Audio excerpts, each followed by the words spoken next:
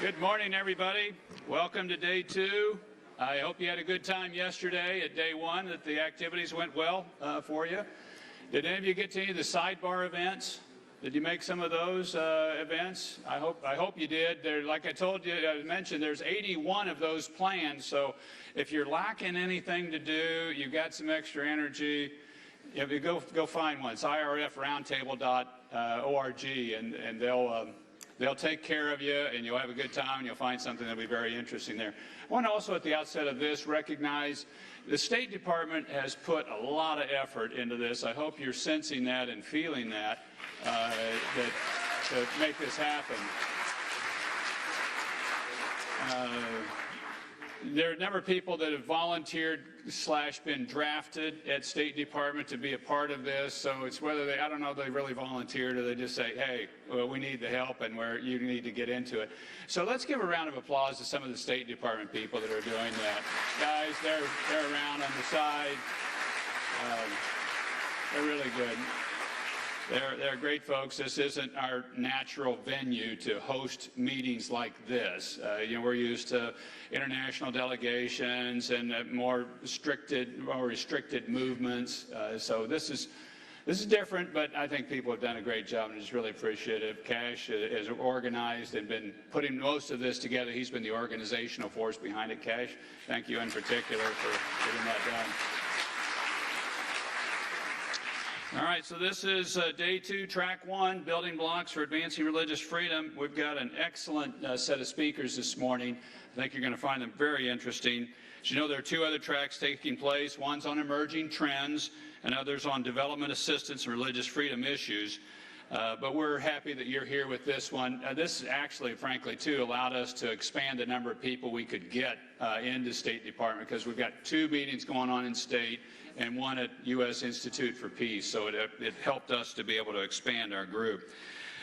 We've got a survivor that's going to be the first presenter here, and so just let me get rolling here with the first welcome introduction of a survivor by National Security Council Director Lisa Curtis. She will provide the introduction of the survivor that's going to kick off our session this morning. Please welcome Lisa Curtis.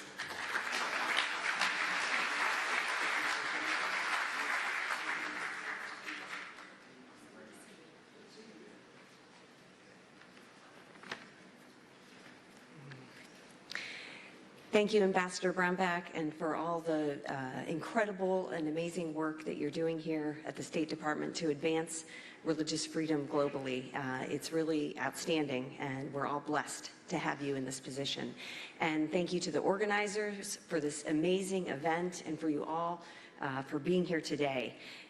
It is a tremendous honor for me to speak here this morning with so many of you who are deeply engaged in promoting religious freedom.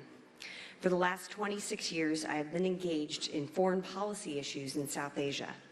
My foray into South Asia began with a diplomatic posting at the U.S. Embassy in Islamabad. During that time, one of my responsibilities was working on the annual State Department Human Rights Report. That was in the early 1990s, and neither the State Department Religious Freedom Report nor the Office of International Religious Freedom even existed. But that is when I became attuned to the many challenges to religious freedom in Pakistan. I met regularly with religious minorities, Christians, Ahmadis, Hindus, Sikhs, and others, to hear their stories and then document them in our report so that we could shed light on the problems and give voice to the persecuted. All of us in this room spend significant time devoted to countering destructive forces that draw people and society away from the center and towards violence and extremism. Often these actions are taken in the name of religion. In South Asia, I believe we need to recognize the challenges of intolerance and extremism that the region continues to face even in this modern age. One of the major challenges in Pakistan has been the misuse of its blasphemy law. Currently, Pakistan has more people in jail for blasphemy than all other countries on the earth combined. There are currently over 40 people on death row or serving life sentences for blasphemy in Pakistan. The law is notorious and frequently used though no death sentences have actually been upheld, thank goodness. We appreciate that after 10 long years of being unjustly imprisoned on charges of committing blasphemy, Pakistan's Supreme Court finally acquitted Asia Bibi last year, and she is now safely settled.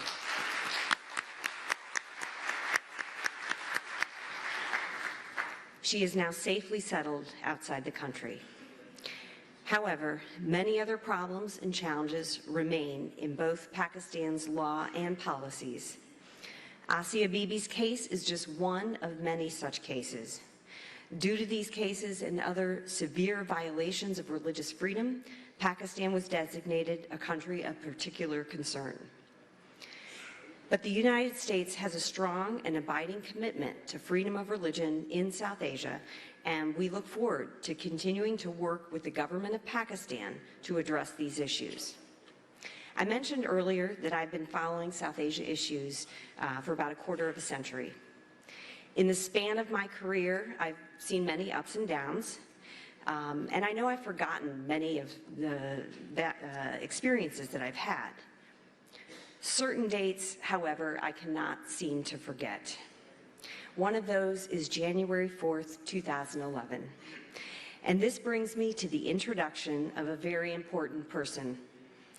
Today, I would like to introduce to you a survivor of Pakistan's conflicted religious and legal policies. He is someone who has a passion for defending religious and minority rights that I suppose you could say he inherited from his father, the late governor of Punjab, Salman Taseer. Governor Taseer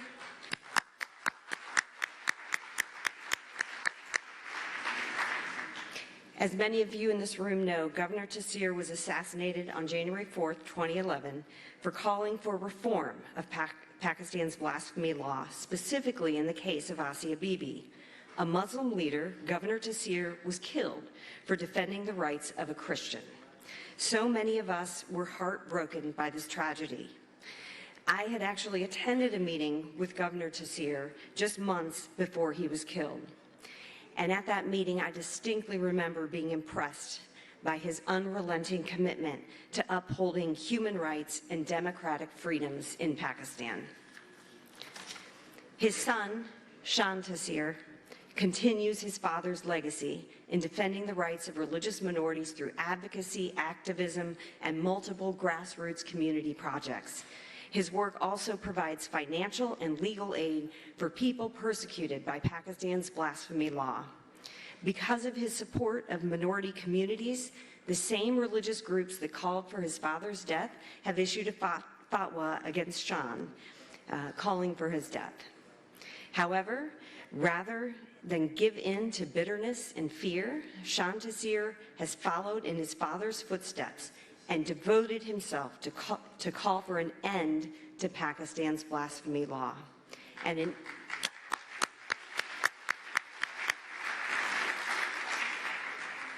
an end to religious discrimination in all its forms across the country.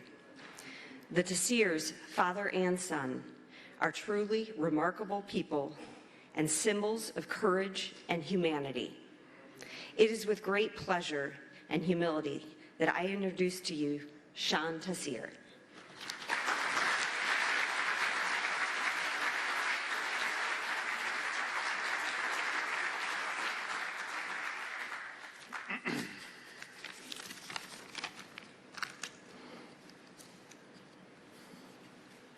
Lisa, thank you for that introduction. And ladies and gentlemen, thank you for this opportunity.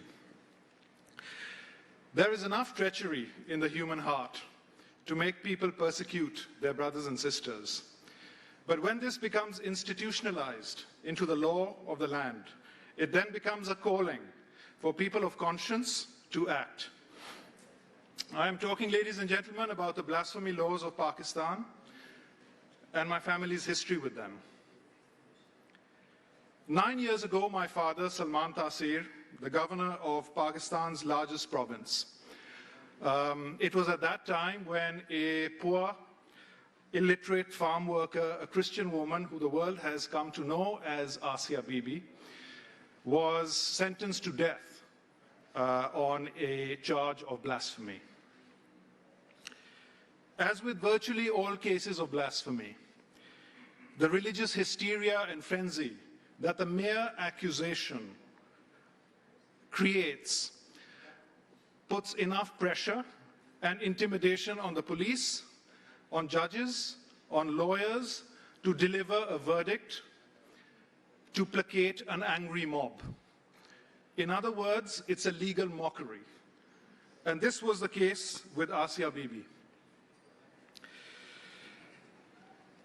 My father, who was the governor at the time, said no, not on my watch.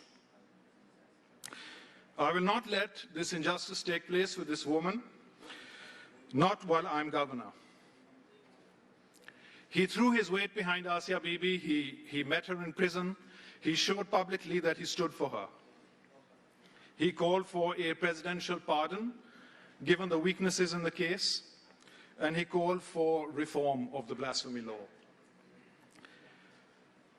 Needless to say, religious groups were incensed. There were countrywide protests asking my father to retract not only his support for Asia, but also his call for reform of the blasphemy law.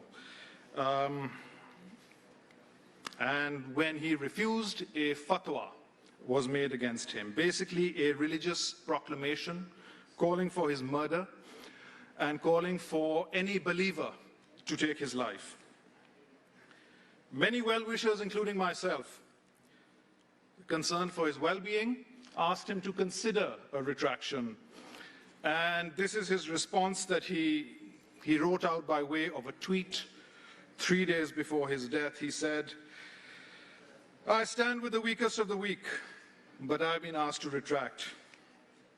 No, sir, refused. Not if I am the last man standing."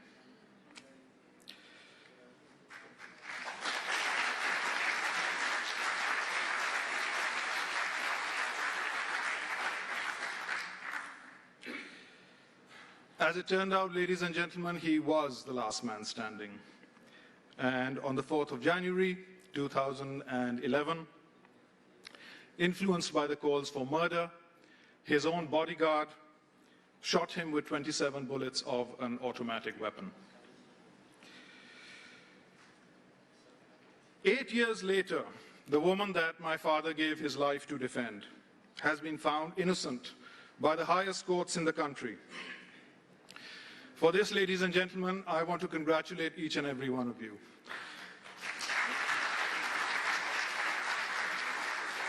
Asia Bibi's acquittal is a victory for humanity, it's a victory for human dignity, and it's a victory for common sense. As conscientious human beings, this is our victory. That a grave injustice has been put right for all of history to know. But as we celebrate these victories, we must be mindful of the challenges ahead. While Asia Bibi, the world's most famous prisoner, victim of blasphemy, is a free woman, I want you all to know that there are 200 more Asia Bibis in jail accused of the blasphemy law in Pakistan today, and these are only the reported cases. It is in their name that I speak to you today. These include the elderly, the infirm, underage children, the mentally and physically challenged, most of them illiterate, very, very poor, farm workers, peasants, sweepers, laborers, petty shopkeepers, the most economically disadvantaged classes in Pakistan, in jail without trial, without the due process of law. These are Pakistan's prisoners of conscience. If we claim to be working towards a world free of religious persecution, then, ladies and gentlemen, this is the front line of that world. These are the foot soldiers fighting for the world that we believe in, for a new and progressive society, free of religious persecution. Abandon them at your peril. As you know, we have all been asked what measures can be undertaken to bring about change. The first thing we must do is to support these foot soldiers of change, people who are fighting for us, for our future generations, and for our future, for a tolerant society, by providing them and their families with the resources to live in dignity and to fight the odds that have come their way bravely and with dignity. If we abandon them, we abandon the fight. Secondly, ladies and gentlemen, we must recognize that the purpose of a law, of any law, is to deliver justice. Any law that promotes injustice loses its rationale for being. An unjust law is an illegitimate law, and it is a human duty to oppose it. This is not a complicated concept. We all know that instinctively as human beings. There is a Rosa Parks in each and every one of us that can say, no, I will not submit to an unjust law. The blasphemy law is such a law. And no, for those of you who have been confused by the fog of confusion created around it, this law does not have any divine sanction.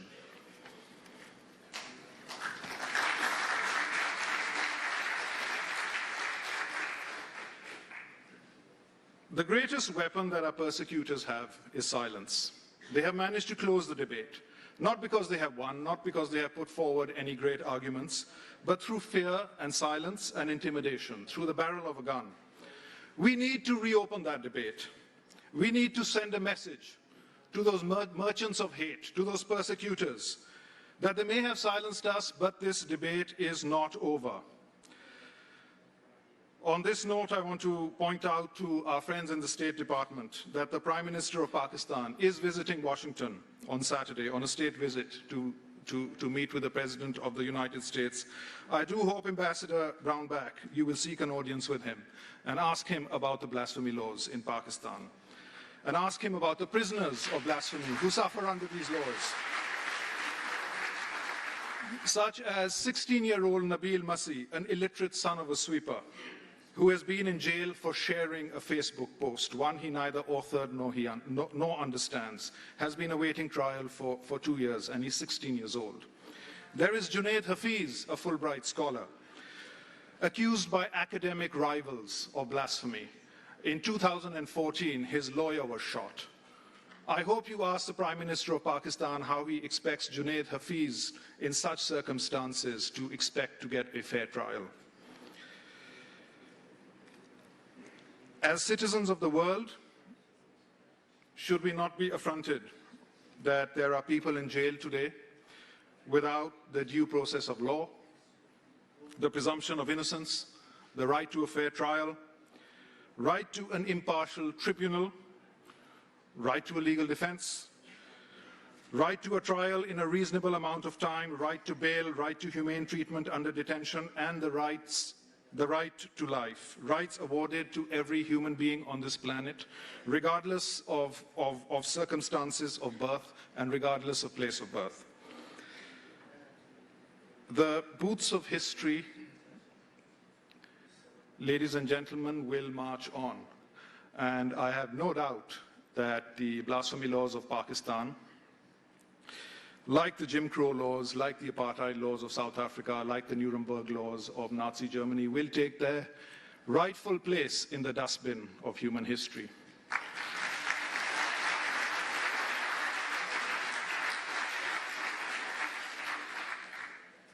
And when that day comes, and I hope it will be in our lifetime,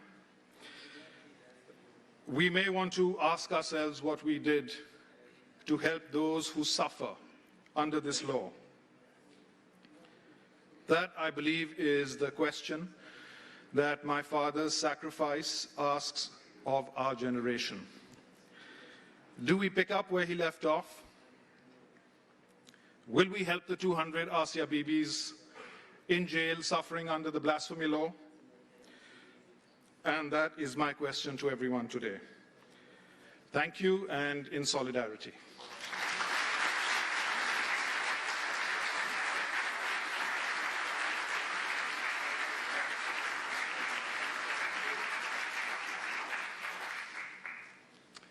Very well said, John. As a former governor myself, I know those moments when they come up, and when something wrong happens, and you have to decide then whether you're going to have the courage to stand up and to stand against it, even though the vast majority of people actually, maybe I shouldn't say the vast majority, even though you know it's dangerous to do. And I'm an admirer of your dad. I remember when it happened. I was an admirer of your father at that time when it took place. I read a book not too long ago called, the title of it was Leadership Pain. And the whole concept of the book is that people will lead to the level of their pain tolerance. Most people know the right thing to do. They always are calculating the pain, and if it's going to be too painful, they just go, I'm not willing to do this. It's too painful to do. I submit it to you as a thought because a lot of us in this room, a lot of you are going to be in situations standing up for religious freedom, standing up for religious minorities perhaps, that there's going to be pain associated with it. Hopefully not anything like the ultimate price that your father paid, but will we then take the right action? Will we be willing to say, I'm willing to take the pain? It's a real challenge of leadership. It's a powerful session and great comments, and we'll take your message on up for the meeting with the President and the Prime Minister this weekend. Next, you're going to hear from a friend of mine. Thank you.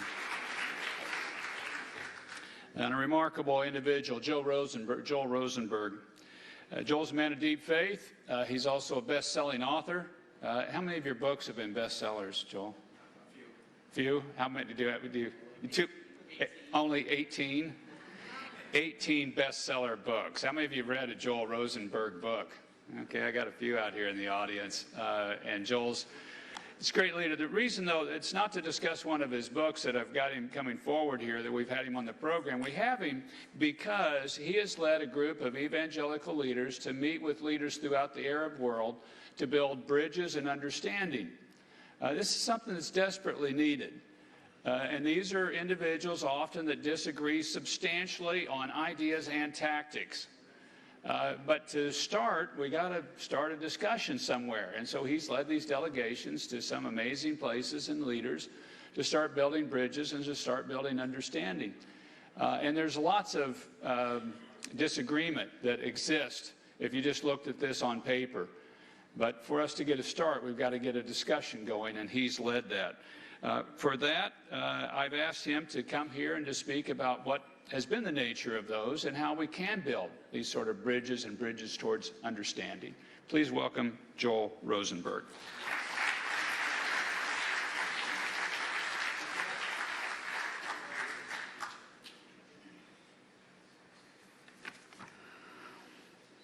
Thank you, Ambassador. What an honor to be here and to be with all of you. Speak up for those who cannot speak for the rights, speak for themselves, and for the rights of all who are destitute. In an age of horrific attacks against Jews, Christians, Muslims, and those of other religions, these words from the book of Proverbs must be our mission.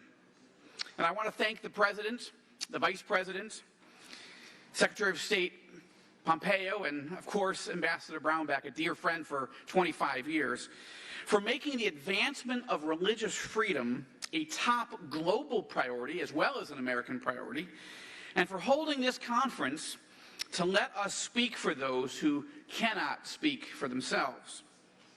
I've titled my remarks this morning, Advancing Religious Freedom in the Middle East, an Israeli Evangelical's Perspective. And I'd like to share a few thoughts in two areas. First, briefly, the state of religious freedom in Israel, where I live and are raising my family. And, as the ambassador noted, the state of religious freedom in the Arab Muslim world. Not a comprehensive view, time does not permit, but some of the observations that I have had and our team has had as we have traveled on these delegations. first, some context. I am the grandson of Orthodox Jews who escaped out of Russia in the early years of the 20th century when Jews were being beaten, raped, and murdered in the pogroms. By God's grace, my grandparents and great-grandparents came to America, and it was here, in America, in Brooklyn specifically, that they were free to pray, to keep kosher, and to study Torah. It was here that my father was raised Orthodox Jewish. And it was here that my father was free not only to study the Hebrew Scriptures, but the New Testament as well. Free to study and explore. Free to ask hard and sometimes unpopular questions. Free to come to his own conclusion that Jesus of Nazareth is the Messiah that our prophet spoke of and our people have for so long have longed for. And so in 1973, my father became a follower of Jesus. And a few years later, I became a follower of Jesus as well, and for this I am deeply grateful. 5 years ago, my wife and sons and I were free to make another choice. We went through a process known as making aliyah. That is, we became citizens of the state of Israel. And specifically, we became dual citizens of the United States and Israel.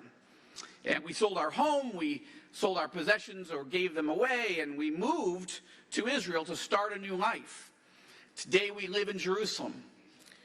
2 of our sons serve in the Israeli army. Slowly but surely we're putting our roots down in ancient soil. It has been the hardest, but the most exciting journey that our family has ever been on. And it has given us a unique perspective on what's happening in Israel and the region. Now, the state of Israel is certainly far from perfect, but it is a modern miracle. Born out of the ashes of the Holocaust, the worst attack on religious freedom, and I think in human history, certainly one of them, certainly does. The fulfillment of ancient prophecies, thriving despite repeated wars and enemies who are hell-bent for our annihilation. A booming economy and a robust, and I would say raucous democracy, the only in our region. What's more, Israel is a magnificent model of religious freedom. A safe harbor for Jews from all over the world, regardless of how religious or non-religious they are. And the safest, freest country in the Middle East for people of all faiths and no faith. 75% of Israel's population of 9 million people are Jews, 75%. 20% are Muslims or Druze, full citizens, absolutely equal rights, free to attend mosques, build mosques, read the Quran, and raise their children in the faith. Only about 2% of Israel's population are Christians or followers of Jesus, Catholics, Orthodox, evangelicals, and Messianic Jews. We are admittedly a small minority, but we are free. We are free to practice our faith and to preach it. Now, do religious minorities in Israel face a variety of governmental and societal challenges? We do, including an inordinate and I would say unhealthy control by one faith stream, ultra-Orthodox Judaism, a relatively small minority, but who has quite an outsized control over the daily lives of others. Now, ultra-Orthodox Jews are wonderful people and have every right to advocate in the political sphere. The country is just wrestling with how much does the rest of everybody have to go with their views. That's understandable, and that's the debate we're having, whether it deals with rules governing marriage or burial or divorce or immigration or other issues. Look, there is much that the Israeli government can and should do to make reforms and improve the quality of life for religious minorities of all kinds, and the sooner the better. That said, when you hear from our critics that Muslims and Christians face enormous persecution from the government, that is not accurate. Certainly not by the standards of the rest of our region. And there is no apartheid. Muslim, Druze, and Christian Arabs have served as members of the Knesset, Israel's parliament. Since the founding of the state, in fact, 81 of them have served as members of parliament, including 12 at this very moment. Muslims, Druze, and Christians serve with distinction in Israel's military, police, academia, media, and business. Just this past week, a wonderful, brilliant Israeli Arab Muslim was named chairman of Israel's largest bank. So, and also Arab Christians and Muslims also have and do continue to serve as justices on Israel's Supreme Court, an extraordinary evidence of the openness of the Israeli society. Now look, challenges remain, including and maybe especially the wrenching conflict that we have with our Palestinian neighbors, and for which we must continue to work and pray very hard for peace and reconciliation. Still, I want to say as I begin that I am deeply encouraged by the state of religious freedom in Israel today. I'm also pleased to report that something very hopeful is happening with regard to the safety and freedom of Christians in the Sunni Arab Muslim world. Not long ago, as you know, radical Islamists were beheading Christians in Libya, burning down churches in Egypt, waging genocide against Christians in Iraq and Syria, as well as against Yazidis and others, and vowing to exterminate Christianity throughout our region. Today, the situation is vastly different. Arab Muslim leaders have been valiantly fighting to defeat the forces of radical Islamism, which after all represents a very, very small percentage of the Muslim world. Tens of millions of Muslims, Christians, Yazidis, and others have been liberated, finally, from the forces of barbarism and savagery. A growing number of Arab governments are waging an ideological and theological battle against radical Islamists in their mosques, in their schools, on social media, and training a new generation of clerics to preach moderation and mutual respect. And for this, I'm very grateful, and I've had the opportunity to meet some of the key architects of that ideological and theological battle, some of whom are here, one of whom particularly today. Some Arab kings and crown princes, presidents and prime ministers are calling for a new era of peaceful coexistence with Christians and with Jews. And some are even inviting Christians to meet with them to improve religious freedom and the quality of life for Christians in their countries.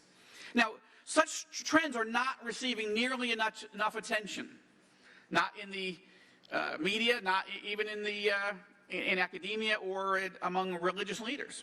But these changes are real and they are historic, and they do deserve more attention. Over the last few decades, I've had the opportunity to travel extensively throughout the North Africa and Middle East, from Morocco to Afghanistan, building friendships with Muslims and with Christians. And recently, as the ambassador said, I've had the opportunity over the last several years to lead 5 different delegations of American evangelical leaders to Sunni Arab countries, twice to Egypt, once to Jordan, and once to the United Arab Emirates and Saudi Arabia. We've met with Christian leaders and with Muslim leaders at the highest levels. In Amman, King Abdullah II, a winner of last year's Templeton Prize for his historic and extraordinary efforts to promote interfaith dialogue and religious freedom. He invited our delegation to come and have a wonderful working lunch at his palace. In Cairo, we were supposed to spend an hour with President El-Sisi and ended up spending 3 hours almost. This was the first time an Egyptian president had ever invited a group of evangelical Christians to come and sit with him. And actually, I've had a total of 4 meetings now with President Sisi and consider him a friend. In Abu Dhabi, Crown Prince Mohammed bin Zayed spent 2 hours with our delegation in his home. Also the first time that leaders of the United Arab Emirates had ever invited evangelicals for such dialogue and such meetings. In Riyadh, Crown Prince Mohammed bin Salman also spent 2 full hours with us. And we were told that this was the first time that evangelical Christian leaders had ever been invited to meet with senior Saudi members of the Saudi royal family in 300 years. In each country, we made it clear that we were not coming for a photo op, but we wanted to build long-term strategic friendships. And in each country, our talks were not only friendly, I would say they were warm. We listened to each leader's vision of reform and to their accomplishments, their record of accomplishments. We also asked candid, sometimes very direct questions about the challenges facing Christians in their country, about other human rights issues, about the plans that these leaders have for improving religious freedom and human rights for Christians and for all religious minorities. I wish that I had time to go into all that we learned, but I want to report a few things, very encouraging things that we came away with. In Saudi Arabia, admittedly, no churches have yet been built, but I pray that this will change soon. Still, there are important signs of progress. Thousands of extremist preachers who refuse to change their teaching of extremism have been fired from the mosques, thousands of them.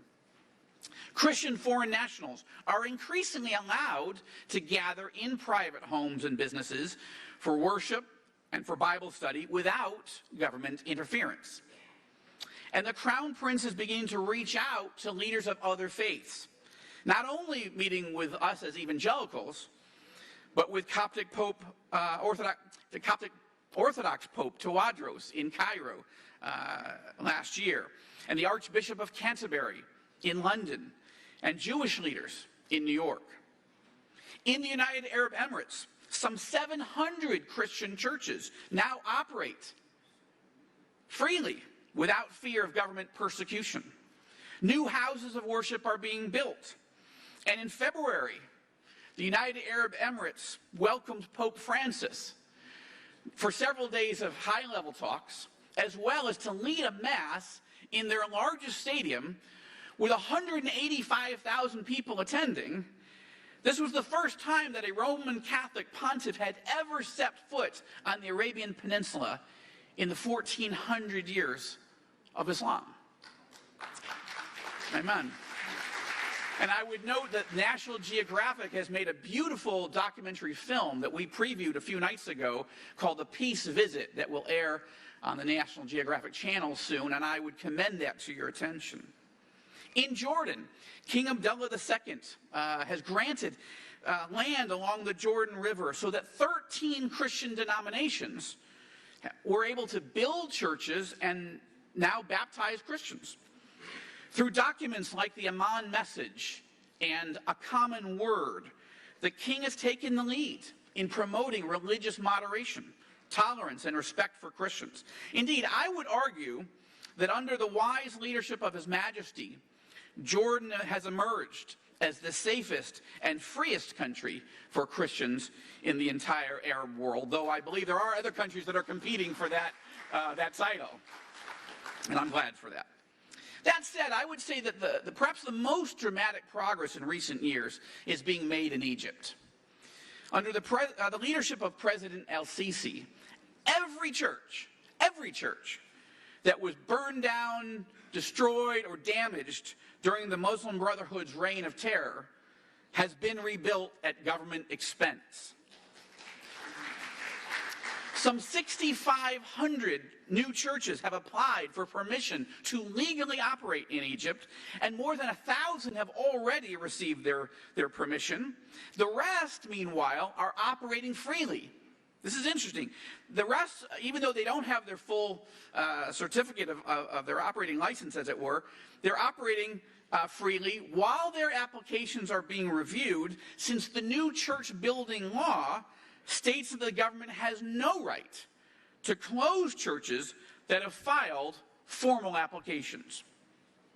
In January, President El-Sisi invited me to bring a second evangelical delegation, and we attended the dedication of the gorgeous Nativity of the Christ Cathedral not far from Cairo. I was honored to be part of that delegation, much less lead it. And then I visited the cathedral again a few days later with my friend, Secretary of State Mike Pompeo, a great champion of religious freedom, and how extraordinary. I was so grateful that the Secretary of State made time in his schedule to go, and not only went to the cathedral, but to the nearby mosque that had been opened of late as well. And this is just an extraordinary moment, and I'm grateful the American government was sending a signal of how encouraging this development is. Now think about it. When was the last time that a devout Muslim president, leader of the world's largest Arab country, built a church, the largest in the Middle East, and gave it as a gift to the Christians of his country on Christmas Eve? This is extraordinary. This was a game-changing moment in the history of Muslim-Christian relations.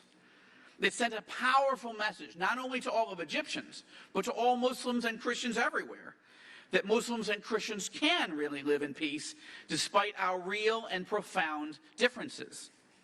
Look, there is so much more that I would love to share about all of this, and I will do so on Twitter and on my blog in the days and weeks ahead. But just yesterday, I want to add that Monday rather, I met with Bahrain's foreign minister and their ambassador. And I told them how encouraged I am by King Hamad's commitment to tolerance and moderation, and by the landmark Bahrain Declaration that His Majesty issued last year to further advance religious freedom. And today I'm happy to announce that my colleague, the Reverend Johnny Moore, who serves on the U.S. Commission on International Religious Freedom, that he and I have accepted Bahrain's gracious invitation to bring an evangelical delegation to Manama this fall, and we look forward to that. Look, I don't want to paint a rosy or naive picture.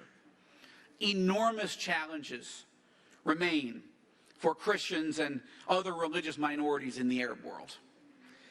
Deep change must occur in education, in culture, and in government.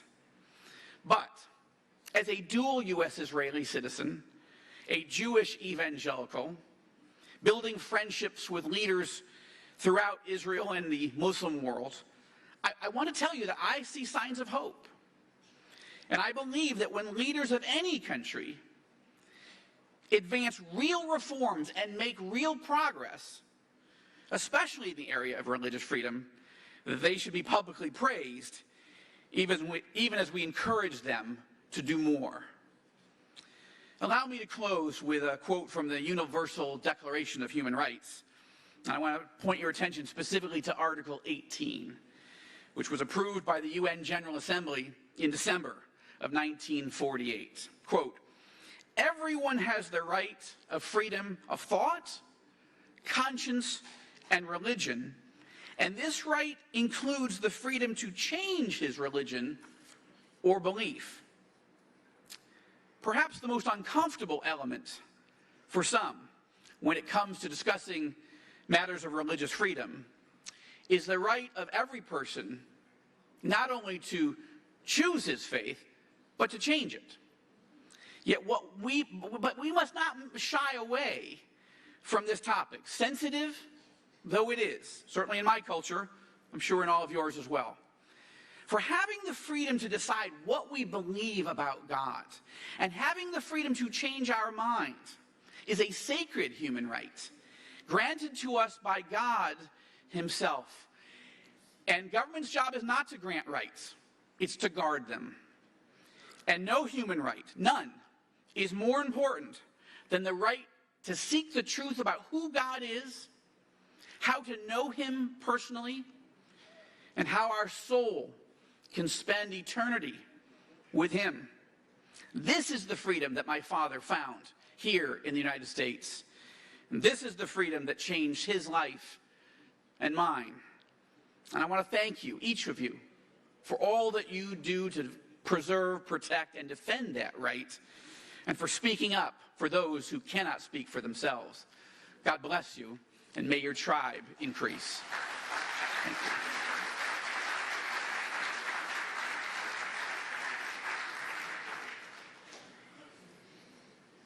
Thanks, Joel, and Godspeed to you on the delegation this fall that you and Johnny Moore are going to lead and for continuing those sorts of dialogues. I've had this issue raised with me a couple of times here at the conference, so I just want to go right at it. That all people are presenting different ideas, and you may agree with some of them, you may disagree with some of them. The idea for us putting this on was to collect people that are working in this space in different ways.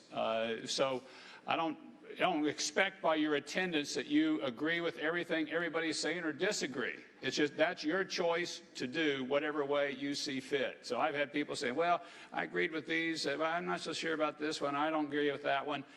Great. We have that sort of freedom and discussion.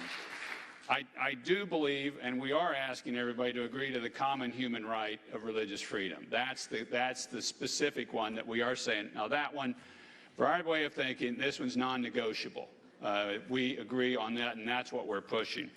So, Joel, thank you for your comments, and thank you for your word of optimism, too. I think sometimes we can get bogged down and just thinking it's never going to change. On my first event, when I took over this job as Ambassador at Large for Religious Freedom, I got to meet our next speaker, Sheikh Abdullah bin Baya. He's become a friend. And it was at that very first event that I spoke, this is nearly 2 years ago, that he was hosting here in Washington, D.C. He's the president of the Forum for Peace in Muslim Societies in Abu Dhabi, and the co-moderator and executive committee member of Religions for Peace in New York. He is one of the world's foremost Islamic scholars. We are honored to have him here today. I am honored to know him. I am honored to work with him. He is one of the leaders in the Islamic world of moving towards peace and understanding and common citizenship, and having cultures and religions be able to work together in peace with each other. Please join me in welcoming a great friend and an amazing leader, Sheikh bin Baya.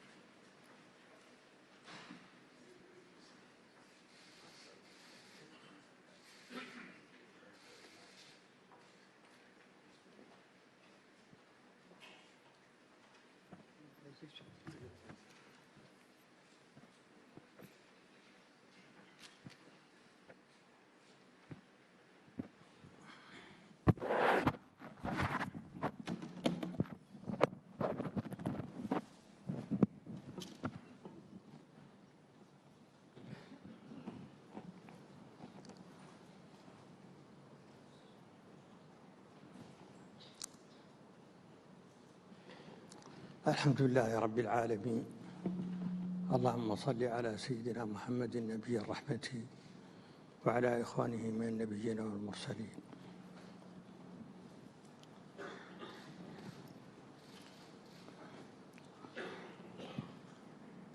صاحب المعالي سام براونباك، الصديق العزيز، صديقي العزيز ورفيقي على درب السلام،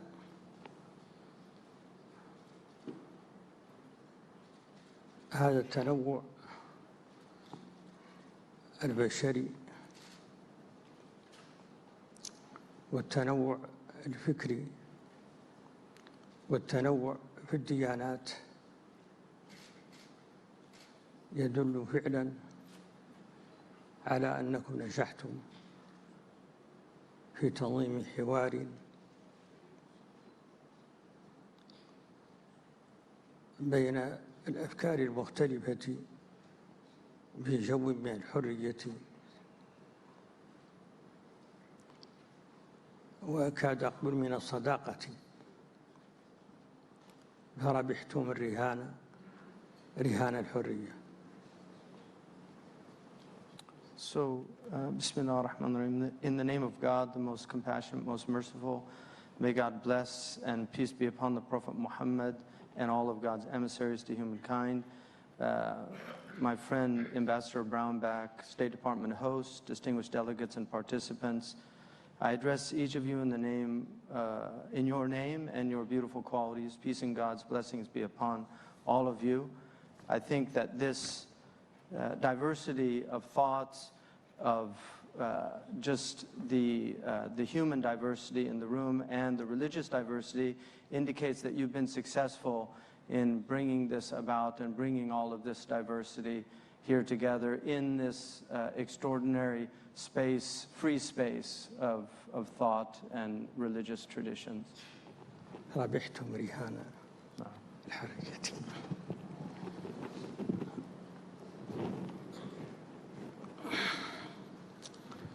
أصحاب المعالي، أصحاب السعادة، أصحاب السماحة، أصحاب الفضيلة، أصحاب الغبطة والنيافة، أيها الحضور الكريم، كل باسمه وجميل واسمه، السلام عليكم ورحمة الله وبركاته.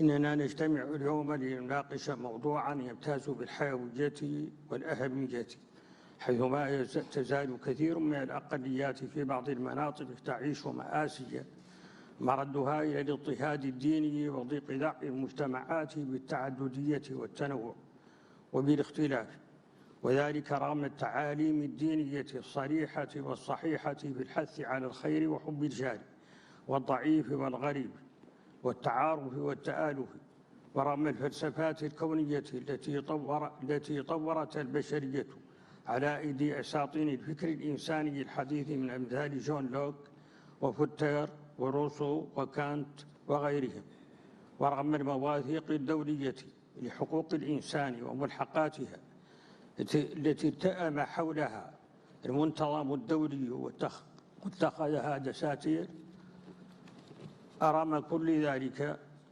إن هذا الوضع يمثل تحديا أمام البشرية جميعها بدياناتها المختلفة وفلسفاتها الكونية المتنوعة.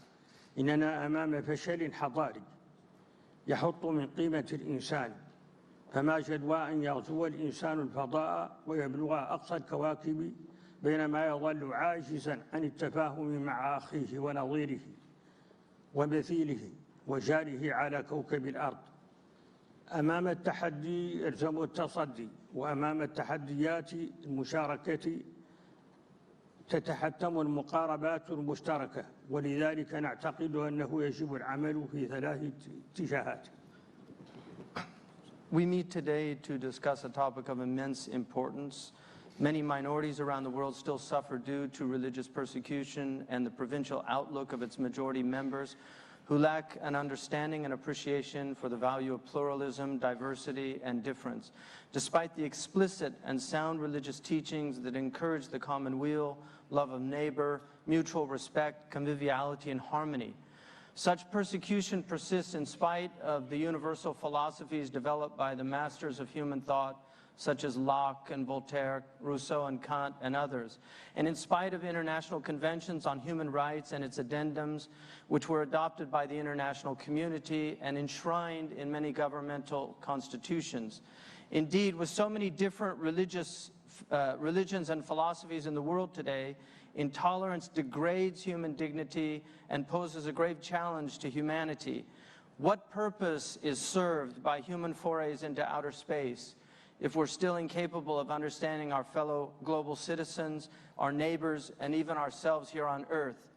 When facing such global challenges, we must employ measures that entail common approaches. Therefore, I believe in working in 3 parallel and complementary directions.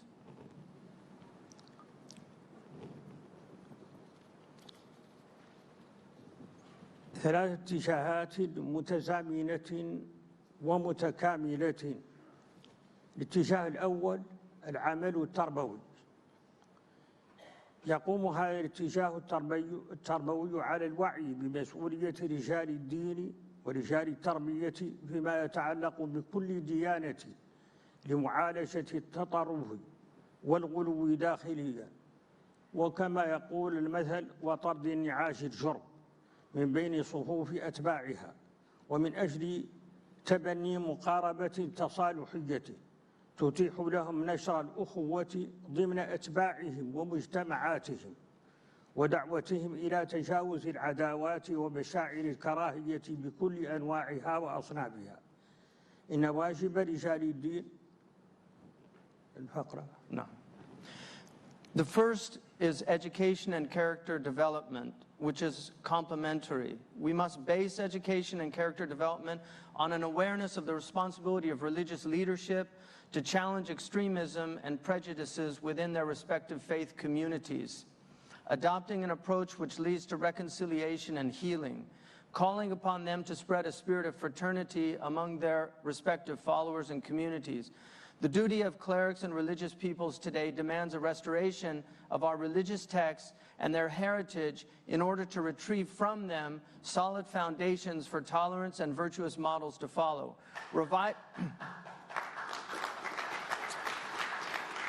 Reviving them to establish these values in the hearts of their followers through appropriately interpreting and applying them to contemporary times and places and the interest of human beings today. This leads to rebalancing all religions and returning to the origin of religion as a force for peace, paving the way for building bridges between them on a solid foundation that guarantees sustainability and prosperity, enabling us to declare victory over evil. إن واجب رجال الدين اليوم هو العودة إلى نصوصهم الدينية وتراثهم ليستمدوا أسسا متينة للتسامح ونماذج مضيئة يسهم إحياؤها في إرساء قيمه في نفوس أتباعهم عن طريق التأويل الملائم والمقارب للزمان والمكان ومصالح الإنسان، وذلك ما يسهم في إعادة التوازن في نطاق كل ديانة وفي الرجوع إلى أصل الدين كطاقة للسلام، مما يمهد لبناء الجسور بينها على أسس صلبة ودعائم قوية قابلة للاستمرار والاستقرار بل للازدهار ولإعلاء الانتصار على الشر. نعم. تفضل شيخ. هذا ما حاولناه وما نستطيع القول أننا أنجزناه نظريا في إعلان مراكش الذي أصدره المنتدى في يناير 2016 بالشراكة مع وزارة الأوقاف والشؤون الإسلامية بالمملكة المغربية. لقد جاء هذا اللقاء التاريخي استجابة للأوضاع المتردية والواقع المضطرب الذي سالت فيه دماء كثيرة واشتعلت فيه جذوة الكراهية وعلى فيه صوت العنف، وكان للأقليات الدينية في بعض البلدان الإسلامية المتوترة نصيبها من القتل والاستعباد والتشجير وأشكال مختلفة من امتهان الكرامة الإنسانية. وإن كان الأذى شمل الجميع بل ربما نالت منه بعض الأكثريات نصيبا كبيرا ومسها منه قرح عظيم. So we attempted to do this, and indeed we can say that we achieved this theoretically in the Marrakesh Declaration, which was issued by the Peace Forum in January 2016 in partnership with the Kingdom of Morocco's Ministry of Endowments and Islamic Affairs. This historical conference responded to the deteriorating situation and the turbulent reality of massive bloodshed and hatred that had spread far and wide, amplifying the voices of violence and silencing the calls to sanity. In some Muslim countries, minorities suffered murder, enslavement, displacement, and various other forms of human degradation that removed their human dignity. Even those among the majority were victims of the horrific abuses inflicted on many innocent souls. لقد دعونا إلى مؤتمر مراكش عددا كبيرا من القيادات الدينية من غير المسلمين، من بينهم ممثلون عن الأقباط واليزيديين والصابئة المندائيين والنصارى الأشوريين وغيرهم، وبحضور عدد ممثلي منظمة الأمم المتحدة والمنظمات الدولية الأخرى وممثلي الهيئات المدنية الناشطة في مجال حوار الأديان. دعوناهم ليكونوا شهودا على إعلان مراكش، وبعضهم هنا اليوم معنا وليشاطرونا نتائج عملنا ويشاركوننا حكمتهم. So among those we invited to the Marrakesh conference included a large number of religious leaders of various faiths, including representatives of the Coptic Church, the Yazidis, the Mandeans, the Assyrians, and other groups. We were honored by representatives from the United Nations and other international organizations and bodies, as well as representatives of major civil society organizations actively working in interfaith efforts. We invited them to witness the process of the Marrakesh Declaration and to share with them the results of our work and solicit their wise counsel, and some of them are here with us today. لاقى إعلان مراكش نجاحا كبيرا وحظي بتمويه واسع من صناع القرار الدوليين وتبناه الفاعلون في ميدان العلاقة بين الأديان، وأشادوا به بوصفه إطارا مرجعيا للمبادرات الميدانية التي تضمن انخراط أكبر عدد من القادة الدينيين في خطوات عملية لتعزيز السلم ونشر ثقافة التعايش. ولقد اعترفت به منظمة التعاون الإسلامي واعتمدته رسميا، كما أشاد به الحبر الأعظم باب الكنيسة الكاثوليكية فرانسيس في كلمته إبان زيارته للمملكة المغربية يوم 31 مارس 2019. So the Marrakesh Declaration proved to be a great success and was widely acknowledged by international decision makers and embraced by the leaders involved in interfaith as a point of reference for grassroots initiatives to ensure that a large number of religious leaders engage in practical steps to promote peace and a culture of coexistence. It was officially recognized and adopted by the Organization of Islamic Cooperation and was applauded by His Holiness Pope Francis during his visit to the Kingdom of Morocco on the 31st of March 2019. لقد استهدف الإعلان نزع الشرعية الدينية عن منتحليها من أصحاب الفكر المتطرف من خلال البيان بقوة وحزم أن اضطهاد الأقليات الدينية وكافة إشكال العدوان عليها التي يقترفها الإرهابيون مخالفة للرواية الصحيحة والرؤية السليمة للإسلام نصوصا وقيما وممارسة. So the Marrakesh Declaration aimed to delegitimize the extremists of their religiously unfounded claims by strongly and firmly articulating that the persecution of religious minorities and all forms of aggression against them by terrorists contradicts the sound narrative and proper vision of the Islamic texts, values, and practices.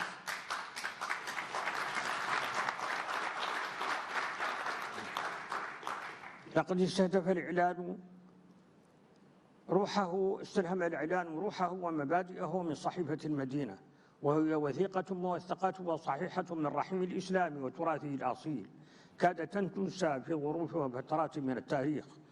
في هذه الصحيفة يعلن النبي صلى الله عليه وسلم الحقوق والواجبات المتساوية والمتكافئة بين جميع سكان المدينة على اختلاف دياناتهم وجذورهم القبلية كأول دستور لتعاقدهم في الإسلام. The Marrakesh Declaration was inspired by the spirit and principles of the Medina Charter, an authentic document which came from the matrix of Islam and its original heritage, which had almost been forgotten in some circumstances and periods of history. In this charter, the Prophet, peace be upon him, proclaims the equal rights and duties of all the inhabitants of Medina, regardless of their different religions and tribal roots, as the first contractual constitution in Islam's history.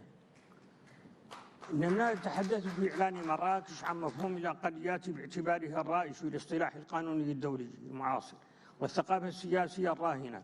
أما صحيفة المدينة فإنها لم تتحدث عن أكثرية ولا أقلية، بل إن بنودها ومضامينها القائمة على العدل جعلت مفهوم الأكثرية والأقلية لا معنى له ولا أثر، إذ عندما يطبق القانون العادل الرحيم فلا أقلية ولا أكثرية، بل مواطنين متساوين في الكرامة والحقوق والواجبات. In the Marrakesh Declaration, when we speak of minorities, we mean the concept used in contemporary international legal and political culture.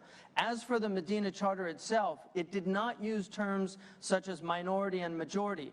Rather, its provisions and implications for justice made the concepts of majority versus minority meaningless. When we implement just and merciful laws, the term majority versus minority lose their import. Rather, they are equal citizens in their dignity, rights, and duties.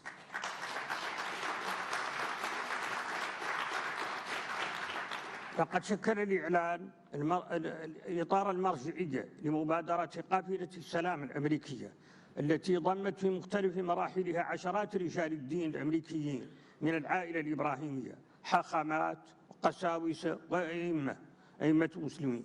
اشترك هؤلاء جميعا في العيش والحركة والأكل والنوم والسفر، كلهم يقوم بشعائر دينه التي هي جزء من حياته اليومية بمرأى ومسمع من الآخر، يتكلمون يبحثون، ولكن الأهم أنهم يشاهدون ويشهدون ويكتشفون في النهاية أنهم إخوة يشتركون في أكثر مما كانوا يتصورون.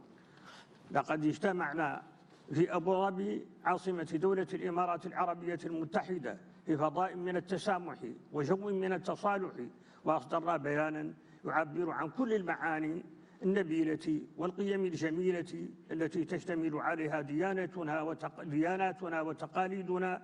ثم انتقلنا إلى الرباط عاصمة المملكة المغربية لنتشارك في نفس جوه محطة أخرى لتأكيد العلاقة وتوضيح المنهج لتوطيد روح التعاون والتفاهم بين أفراد القافلة وتطوير مقترحات وتحرير مشاريع ميدانية. The Marrakesh Declaration became the frame of reference for the American Peace Caravan Initiative, which included in its various stages dozens of American clerics from the Abrahamic family, rabbis, priests and pastors, and imams. They all participated in living, moving, eating, sleeping, and traveling together, all of them performing the rituals of their own respective traditions that make up their daily lives. In lodging with one another and dialoguing and discussing and researching together, most importantly, they watched, witnessed, and eventually discovered that they were all brothers, sharing more than they had previously imagined. We gathered in Abu Dhabi, in the capital of the United Arab Emirates, in a space of tolerance and an atmosphere of reconciliation. There we issued a statement expressing all the noble teachings and beautiful values of our various religious traditions. Next, we met in Rabat, in the capital of the Kingdom of Morocco, to participate in the same atmosphere in another station to emphasize our cooperation and understanding between the members of the caravan and to develop proposals and suggest grassroots projects that we can implement together.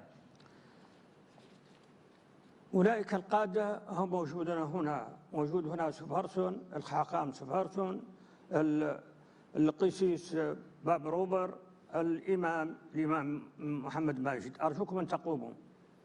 So here are some of the people that were involved in the caravan: Rabbi Saperstein, Ambassador Saperstein, Imam Majid, and Pastor Bob Roberts from Northwood Church.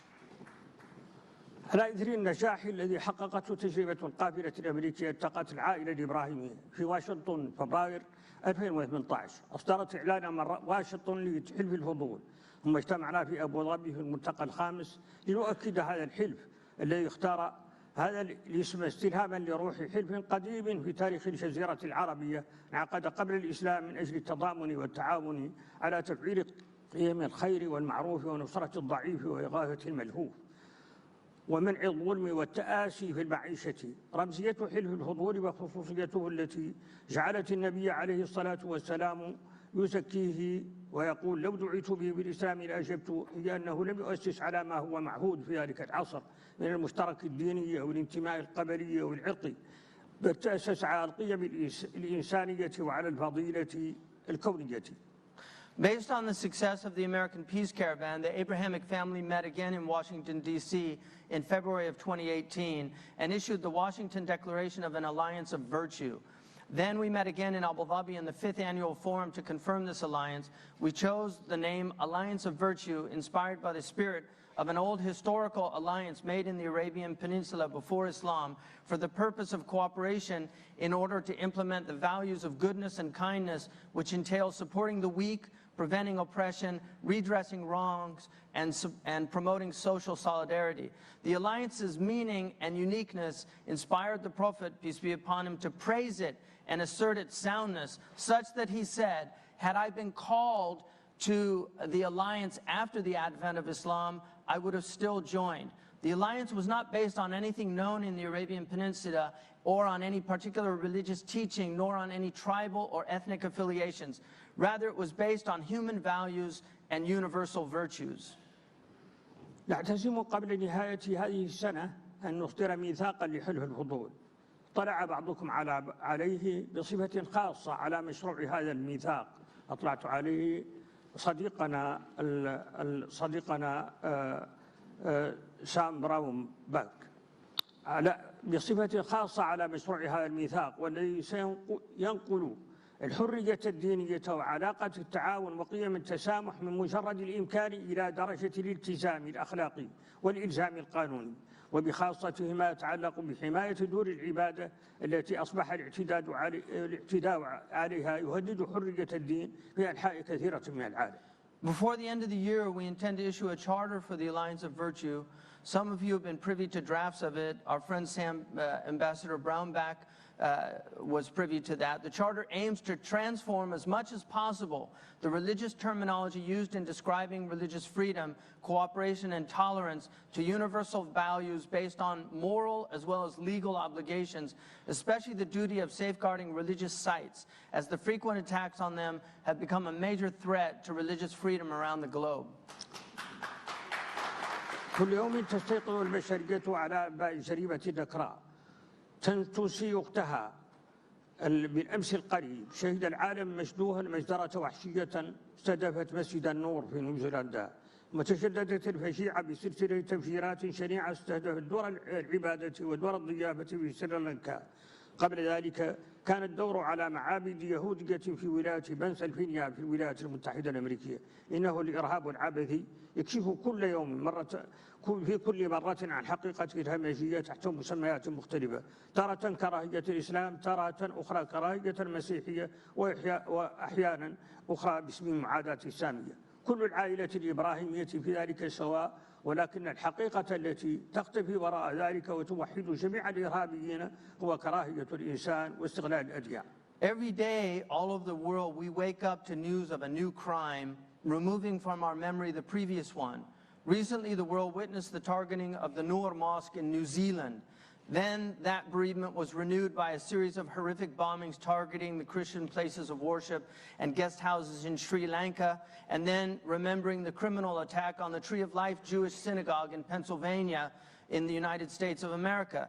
This chaotic terrorism reveals the same barbaric truth every time, under different names and with different targets. Sometimes the hatred of Islam, sometimes the hatred of Christians, and then increasingly the rise of anti-Semitism.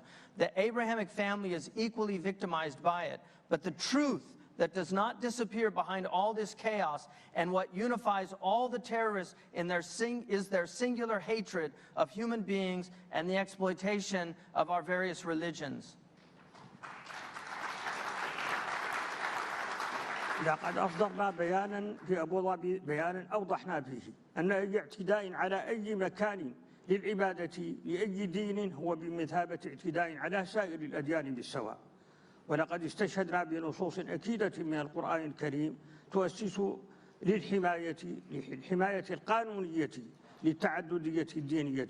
قال تعالى: ولولا دفع الله الناس بعضهم من بعض لهدمت صوامع وبيع وصلوات ومساجد يذكر فيها اسم الله كثيرا. حيث تؤصل هذه الآية والتي أسميها آية المعابد من سورة الحج لمفهوم التعدد الدينية، أوجب الإسلام على إتباع الدفاع عن كنائس النصارى وعن بيع اليهود، وبدأ قبل مساجد المسلمين، ولم يكتفي الإسلام باحترامها وإقرارها، وإنما دعا المسلمين إلى حمايتها والدفاع عنها وإبعادها عن الخصومات. إن هذا هو مفهوم التعددية إذا نحن ترجمنا اللغة الدينية إلى لغة الفضاء العام كما يقول هبرماس.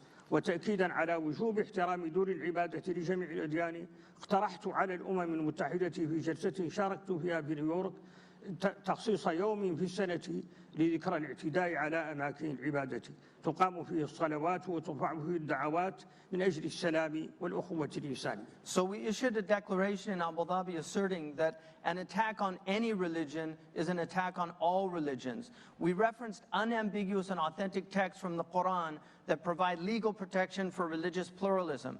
The Quran states, were it not that God repels some people by means of others, monasteries, churches, synagogues, and mosques wherein God's name is mentioned much would have been destroyed. Chapter 22, verse 40. Islam obligates Muslims to defend places of worship in this verse known as the verse of religious sites. The worship, irrespective of the faith of those worshiping therein. In this verse, protection of other faiths was mentioned before the protection of mosques. Islam not only demands respect and recognition of others' religious freedom, but even requires defense of those places of worship and grants them immunity from disputes and conflicts. Indeed, this exemplifies a sound understanding of religious freedom if we use the language of the public sphere as noted by Habermas.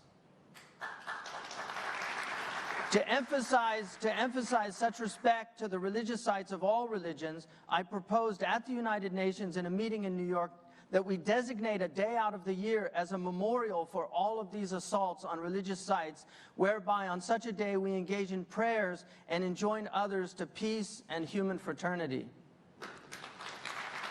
هذا هو الاتجاه الأول. الاتجاه الثاني هو العمل القانوني. إن العمل في الاتجاه التربوي في غاية الأهمية لكنه وحده غير كاف، حيث علينا أيضا لا ننسى السياق القانوني لقضية الأقليات والحرية الدينية، فينبغي أن تؤكد الجهود التربوية بنصوص قانونية ملزمة تسمح للأقليات بأن تمارس دينها دون خشية ودون انتقاص، بناء على أسس متينة من الحقوق والواجبات المتبادلة في صورة قانونية توجب على الدول القيام على ضمان حمايتها بالقانون والقضاء. So the second area is legislative activity. While working to effect change through education is of the utmost importance, it alone will not suffice. We must not neglect the sphere of law with respect to religious minorities and the freedom of religion. Educational initiatives must be reaffirmed with legislation that protects the rights of minorities to practice their religions without fear or compromise. States must build upon the foundation of society the exchange of civic rights and duties to protect and secure these protections through their laws and court systems. الاتجاه الثالث أن حقوق الأقليات حقوق العمل المجتمعي، حقوق الأقليات وما تفرع عنها من الحرية الدينية لتكون راسخة يلزم أن تقدم في إطار عقد اجتماعي للمواطنة يقوم على تحقيق مجموعة من الموازنات، ليس فقط من الناحية القانونية بل من الناحية الروحية والنفسية كذلك.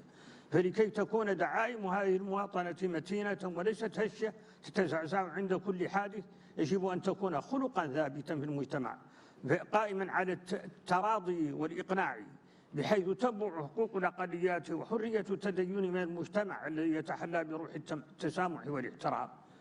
So the third is social activity. In order to secure religious freedom for minorities, we must develop a framework of the social contract of citizenship. This in turn is based on a number of factors, not just from a legal sense, but also from a spiritual and psychological approach. In order for the foundation of this citizenship to be unshakable, it must be based upon virtues firmly established in the culture of the society so that the rights of religious minorities develop naturally in a spirit of respect and tolerance. من أهم الموازنات التي تجب مراعاتها الموازنة بين مستوى الاعتراف المبدئي بالحقوق ومستوى التفعيل العملي لها، من خلال التمييز بين مستويات الحقوق في المواطنة وبين مقوماتها الأصلية وبين مكملاتها ولوازمها التي تختلف من بيئة إلى بيئة، والتي يلزم التدرج في اكتسابها عن طريق استراتيجية المحافظة على السلم المجتمعي، لكي لا تعود هذه المكملات على الأصول بالإبطال. فلا يمكن أن تنزع عن عقد اجتماعي سارٍ في بلد صفة المواطنة بدعم تخلف بعض اللوازم القانونية والتنظيمية في التصور المثالي للمواطنة. ولذلك فإن الحرية الدينية للأقليات يجب أن تكون مكفولة، وهذا أمر من حيث المبدأ لا يرتقي إليه أدنى شك، وهذا الواجب مسؤولية الحكومات قانونيا ومسؤولية الجميع مجتمعي أخلاقيا. لكن تنزيل هذا المبدأ في الواقع يتطلب كثيرا من الحكمة، وبالتالي على الأطراف أن تتعاون حتى تكون الحرية الدينية حرية مهذبة تتسم بالواقعية في مراعاة خصوصية السياق المحلي، فلا يستحيل استعمال هذه الحرية تعسفا في استعمال الحق وإفراطا فيه. يلزم أن نستعمل ذكاءنا وحسنا المسؤول حتى لا يعطي عملنا نتائج عكسية. فقد يكون من غير الحكمة أن نطالب بحرية تقوم على الحرب، فالسلام هو الأساس، هو الخير الأسمى، الإطار الناظم والاستراتيجية الناجحة لتحقيق هذه الحقوق. So an important aspect to consider involves the balance between having principles on the one hand and their practical applications on the other. This can be done by distinguishing between the various types of citizenship rights, between the essential components and the secondary rights that enhance our lives and differ from one society to another. This last type must be secured in a gradual and strategic manner that preserves social order and stability. Otherwise, working towards the secondary rights will lead to conflicts that compromise the essential rights. We must not annul the social contract embodied in citizenship for claims that secondary rights have been violated in pursuit of an ideal state. For this reason, religious freedom for minorities must be secured as a matter of uncompromising principle. Government has to secure this through legislation and societies through their ethics and values. Applying this principle on the ground, however, will require a great deal of wisdom. In light of this, both those granting and those working to enjoy this freedom must work together cooperatively, taking into account the local context until religious freedom becomes a reality in civil society. Because the possibility that rights be abused and taken to extremes remains a reality. We must think deeply with a sense of responsibility to ensure that we don't create the opposite of what we seek. It would be foolish to seek freedoms by means of conflict, for it is peace that is the basis for any such freedom and the highest objective of all.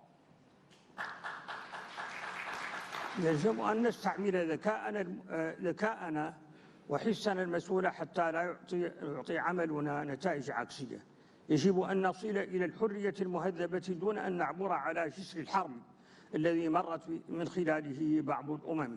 إن موقف اللامبالاة من الخصومات وبين الحرب موقف غير مسؤول، فلا يخدم الحرية التي نفسها على المدى البعيد والمتوسط. بل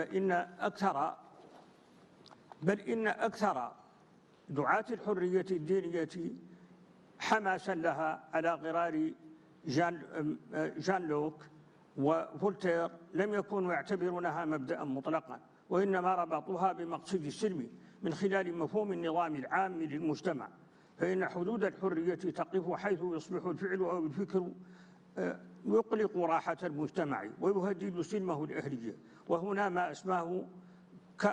وهذا ما أسماه كارل بوبر مفارقة التسامح بارادوكس دي توليرانس. فإن التسامح المطلق يفضي إلى تلاشي التسامح، وكذلك فإن الحرية المطلقة تفضي إلى القضاء على الحرية نفسها. We must attain the rights of civil society without the wars and conflicts that some nations have had to endure in pursuit of them. Willingness to engage in conflict is irresponsible and undermines freedom in both the short and long terms. Even the most fervent proponents of religious freedom, in line with Locke and Voltaire and others, did not consider it an absolute principle because they view it as part of the greater social framework of maintaining societal peace. The limit of a freedom is when an act or idea begins to disrupt the social order and threaten civil security. This is what Karl Popper calls the paradox of tolerance. Absolute tolerance eventually leads to the erosion of tolerance itself, in the same way that absolute freedom eventually restricts freedom itself. وإلى هذا التوازن بين الحقوق والواجبات وبين الفرد والجماعة وبين الحريات والنظام العام أشار الإعلان العالمي لحقوق الإنسان صادر عن الأمم المتحدة، والذي يعتبر أسمى وثيقة دولية تعبر صياغته عن وعي واضعيه بالتوازن بين كونية المبادئ ونسبية التنزيل. ففي الفصول الأولى من الإعلان تتوالى الحقوق مفصلة مطلقة، ثم يأتي الفصل 29 بمثابة الفصل المقيد لإطلاق كل ما سبقه، ونص هذا الفصل على كل فرد واجبات نحو المجتمع إلى قوله يخضع الجميع إلى آخر الفصل. So this delicate balance between rights and duties, between the individual and society, between freedoms and social order, can be observed in the United Nations Universal Declaration of Human Rights. Its language illustrates a deliberate harmonizing between the universality of principle and the relativity of context. The initial articles of the Declaration state a series of specific absolute rights. These are then followed up by Article 29, which qualifies all of the preceding articles, stating the following: everyone has duties to the community in which alone the free and full development of his personality is possible. In exercise of his rights and freedoms, everyone shall be subject only to such limitations as are determined by law solely for the purpose of securing due recognition and respect for the rights and freedoms of others and of meeting the just requirements of morality, public order, and the general welfare in a democratic society. إن هذه القيود تعد للمرجعية المحلية شيئا من الحاكمية وتفرض علينا عند الحديث عن تصور كلي للمواطنة كثيرا من النسبية والتأني في توظيف المفاهيم والمفردات والوعي بما يفرضه اختلاف المشارب الحضارية من ضرورة الحوار المستمر حتى نتوصل إلى أرضية مفهومية متينة بعيدا عن منهج الفرض من الخارج أو من الإذعان بسلطان القوة الذي ثبتت التجربة التاريخية أنه دائما ما يأتي بنتائج عكسية. ومن أوجه الموازنة الضرورية مراعاة التشاذب بين المبادئ فلا يغلب مبدأ على مبدأ آخر بشكل يلغيه، بل يلزم البحث عن صيغة توافقية تحقق التوازن. وهذا ما عبر عنه الفيلسوف توماس كوين حين قال: العدالة من غير رحمة قسوة والرحمة من غير عدالة فوضى. فلا بد من الجمع بينهما من خلال تدابير جزئية يحكمها السياق. شيخ طلبوا أني أكمل بالإنجليزية للوقت. طيب. Another balance that must be maintained involves different principles such that no principle dominates over another. Instead, an arrangement should be sought that preserves a harmony among them. This is what St. Thomas Aquinas described when he said that we must harmonize between particular principles through the specific consideration that context determines. In that vein, we call for balancing between freedom of expression and freedom of religion. For denigrating religion is a major factor in the deterioration of the freedom to practice religion, which will eventually lead to attacking the religion itself as well as places of worship. Insulting the sacred symbols of religions cannot be considered a form of freedom of expression. This is because one who insults has no objective other than harming and mistreating others and has no intention of securing some good or benefit for himself or another. This stands true even though some people raise objections about the relativity of what is deemed sacred and therefore see no reason to criminalize defamation of religion. It is our view that denigrating sacred symbols of some citizens is actually the denigration, dishonor, and harm of those citizens themselves, given their right to have their beliefs respected. Such activity has no real purpose and comes from a place of ill will. Sometimes it is done to privilege one people over others, which can lead to conflict and strife, and sometimes it is one group making a scapegoat out of another. In this context, we must recognize the policies of the United Arab Emirates in securing the principles of citizenship and protecting minority communities and their freedom of religion. There are prudent policies that take a pragmatic approach in the light of the particularities of their local context. They also illustrate the goal of preserving the necessary balances between rights, as can be seen in its federal law 2, passed in 2015, which sought to combat discrimination, hate speech, and the denigration of religions, and to protect society from incitement to violence and any disruption to societal peace and security. It is with this understanding reflected in all of our initiatives, declaration and its accords, beginning with the Marrakesh Declaration and followed by the Abu Dhabi Declaration, the Washington Declaration, the Brethren in Humanity Accord, and the Mecca Accord, that we hold that it is high time that the Abrahamic family engage in open civilizational dialogue which provides new approaches with respect to rights and freedoms, and to consider this question: is the freedom to denigrate a right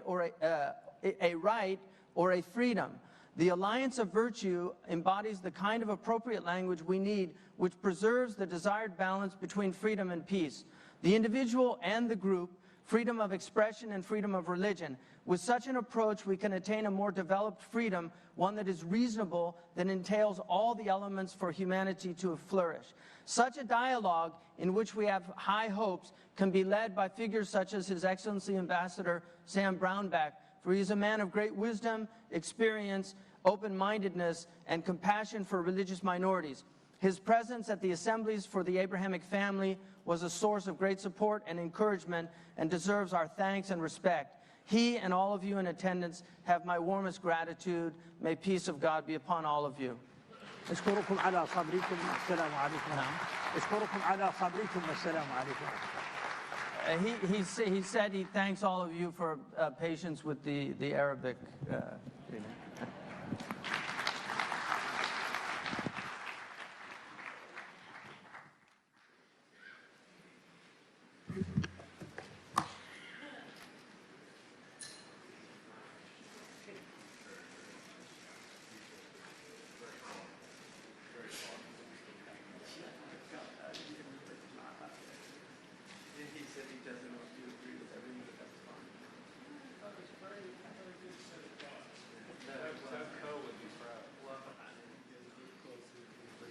Thank you very much, Sheikh bin Bayev. We're off on our schedule some, so we're going to shorten this next bit. Steal out of your break and steal out of the next sections, but we're going to get it all made up. The next three people we have up today are folks that in our office we've openly called the Three Amigos. They're going to have a conversation amongst leaders of the Abrahamic faith. You heard some of that from Sheikh bin Bayev. The three are Imam Majid, Ambassador Rabbi David Saperstein, and Pastor Bob Roberts. And they're going to have a discussion. They've been working together, a Muslim, a Christian, a Jew, on these sorts of discussions and how we can have these faiths working together. And they're going to moderate their own conversation. Thank you very much. Please welcome the Three Amigos.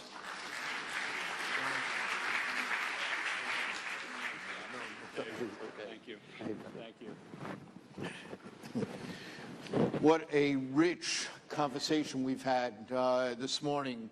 I know that the powerful words of Mr. Tatsir, the insightful words of the Sheikh at the ending there would have led to a fascinating dialogue and discussion between the very important viewpoints that were put out here.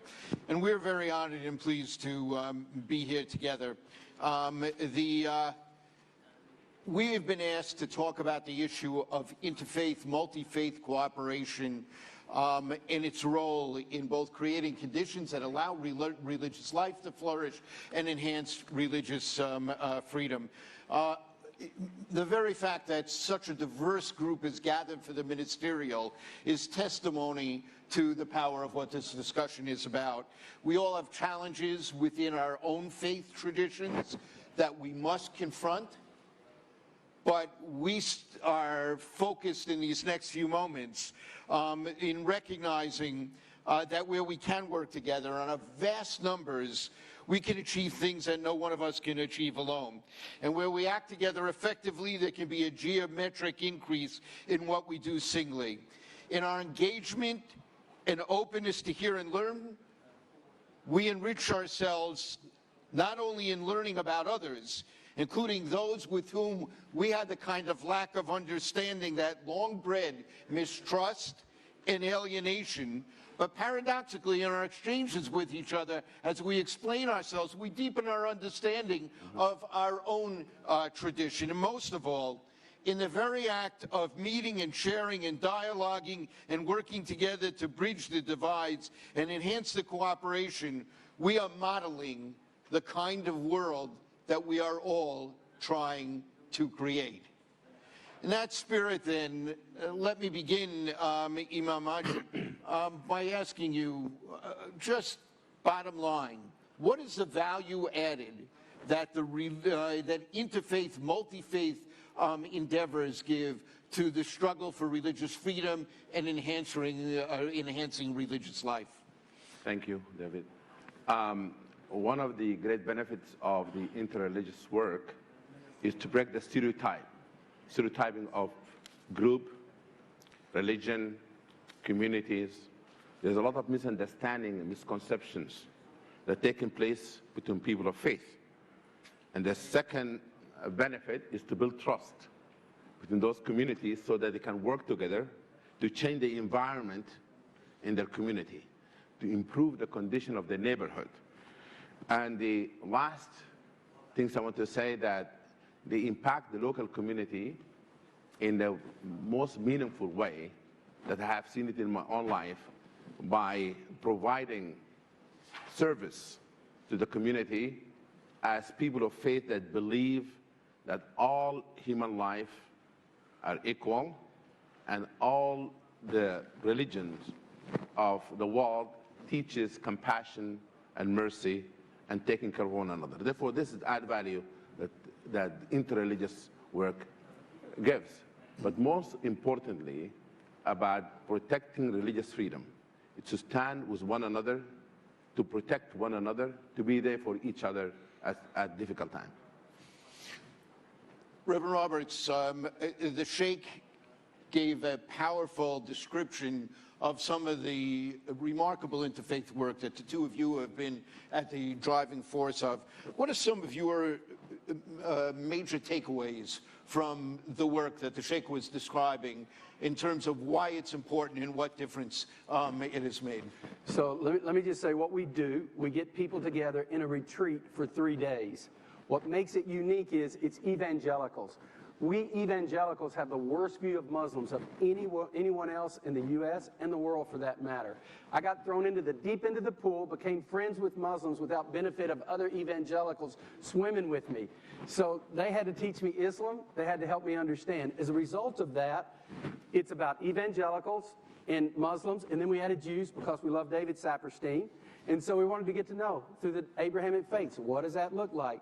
And then it's about not just a matter of understanding the laws and dialogues. How do we push that down to the grassroots level? So if we can use the clerics, change their minds, build a relationship, then we can do something. And so the whole idea in bringing that together is, how do we build bridges of one another where we're not afraid of one another, we don't fear one another, we see one another as human beings. Anything else there? There's a lot I can add. I'm trying to do this fast. So like what we do at the retreat, the first day is you get to know one another. We pair them up.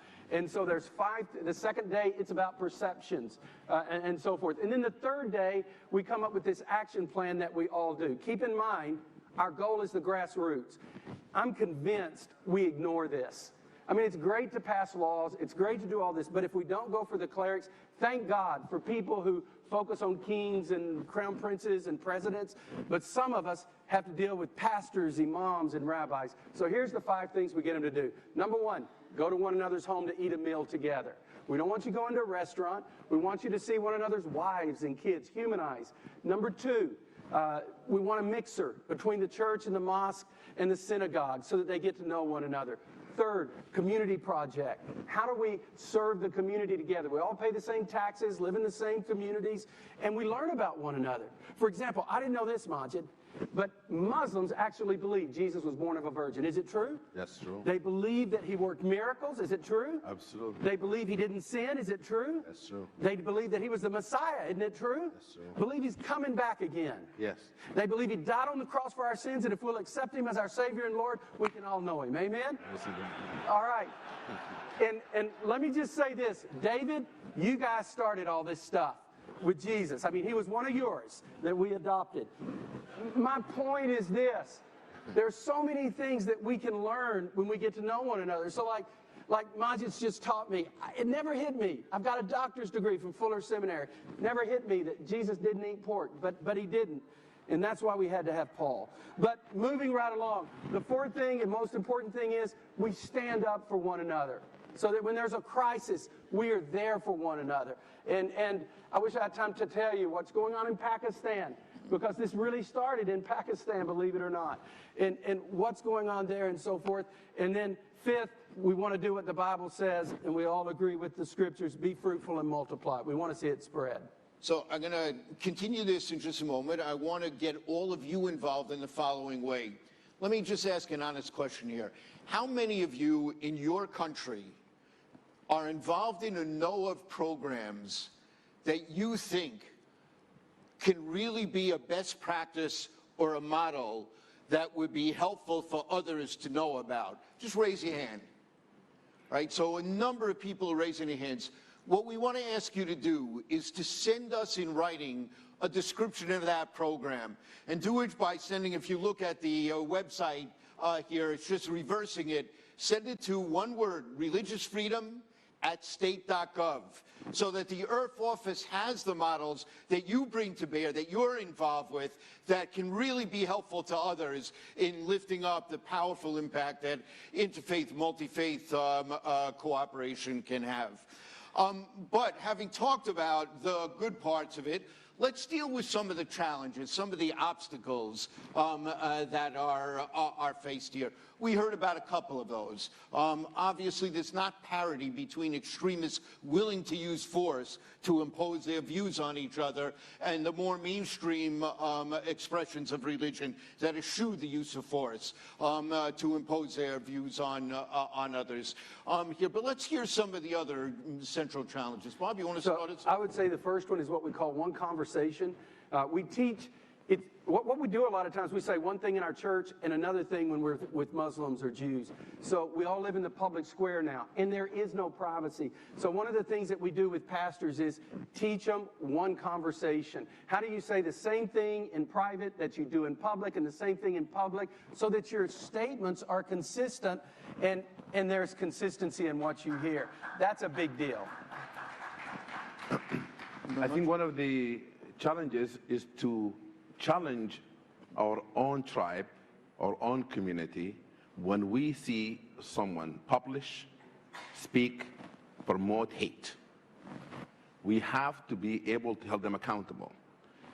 There's an industry of hate that wants to divide us. And that industry of hate, well-funded. The multi-faith activities, interreligious work, lack resources. Yeah. The challenge for the Christians is to challenge the Christians among them who steering hate. The challenge for Muslims to do the same. The challenge for Jews to do the same. It's very easy to point fingers. When we talk about religious freedom for Christians in Middle East and Muslim world, which is I advocate for, I'm the student of the Sheikh, but also it's important for Christians to advocate for religious freedom of Muslims and Hindus and others when they are minorities. Because there's no religion that is always majority. You have minority, majority dynamic. Every religion is minority someplace and majority another place. Therefore, it's very important for all of us to advocate, to speak up for people of other faith rights before we point finger to others. I would say multi-faith is a big thing. Most evangelicals don't want to be involved in interfaith. The idea is all roads lead to heaven. We don't believe that. And so we would rather just stay away than be accused of being bigots or something else. By the way, by just changing that little word multi-faith, it's had a huge impact. We've had now 15 retreats, impacting over 200 congregations, over 500,000 people in 6 different countries. This year we'll be going to Mongolia, Uzbekistan, a couple of other places we're working on. But just that little phrase, multi-faith, says, look, there ought to be something in your faith that says we ought to be able to build a bridge with you. I mean, so we disagree. And we will never agree on everything, except for crocodile boots that you wanted to be like a Texan, so I got you a pair. Except for that, chances are we're not going to agree on a lot of stuff. Oh, I can't wait to be invited down to your church here. Yeah. I'm ready. I'll add one other major challenge, which is the media.